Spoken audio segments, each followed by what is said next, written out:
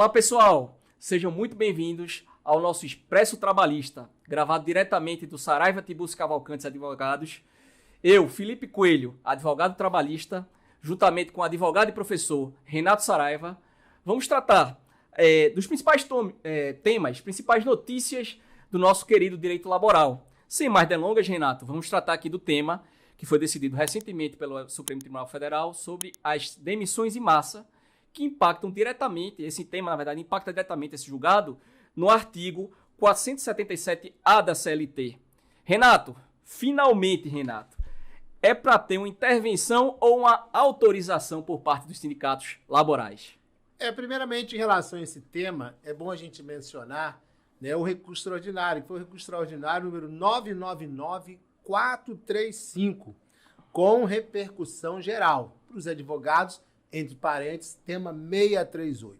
E é um processo que é anterior à existência do artigo 477-A maiúsculo. Perfeito. Ele é antes da reforma trabalhista. Então, mas já se discutia se nas demissões em massa, nas dispensas coletivas, onde o empregador dispensa 10, 20, 50, 100, 200 mil, se haveria ou não a necessidade da participação dos sindicatos. E o Supremo Tribunal Federal entendeu que sim, que é obrigatória a participação. Perfeito. Ou seja, se é obrigatória a participação, significa que vai ter alguma negociação. Mas não é obrigatória, né, a celebração de convenção coletiva ou acordo coletivo de trabalho. E é claro que essa decisão do Supremo, que é em relação ao processo anterior à reforma trabalhista, anterior à vigência do artigo 477-A, também se aplica após a reforma trabalhista.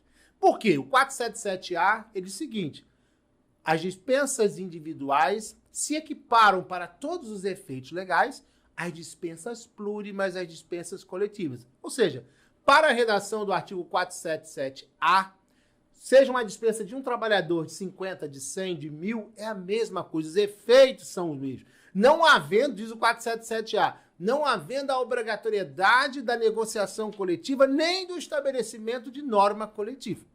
Só que o Supremo, ao se manifestar nesse recurso extraordinário, ele já deixou bem claro, olha, não é obrigado se estabelecer convenção ou acordo coletivo de trabalho.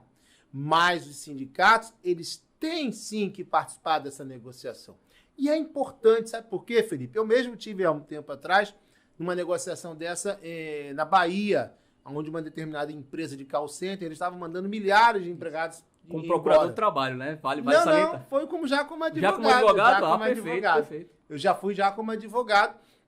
E aí a empresa estava dispensando, acho que era 1.500 trabalhadores, e aí nós fizemos uma negociação perante o presidente lá do tribunal, perante o próprio Tribunal do Trabalho da Bahia.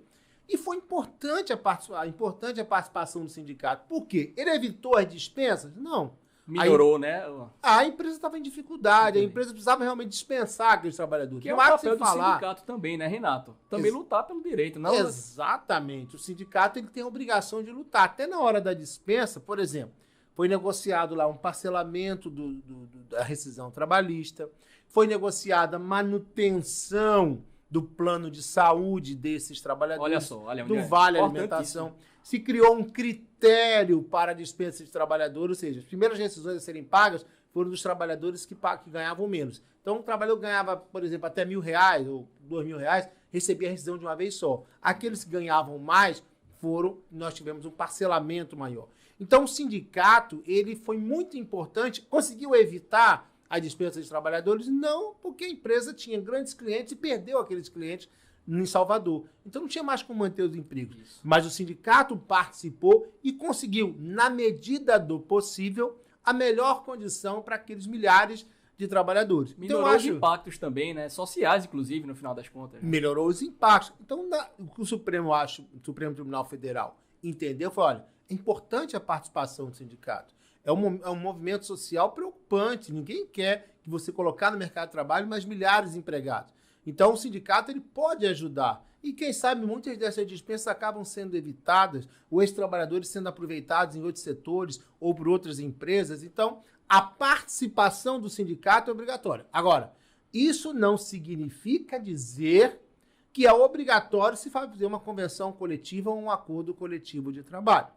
Eu vi durante a pandemia, por exemplo, uma ação do Ministério Público do Trabalho, em face de uma grande churrascaria do Rio de Janeiro, que, em função da pandemia, fechou as portas e mandou dezenas de trabalhadores embora, e o Ministério Público do Trabalho postulou a reintegração ao emprego desses trabalhadores.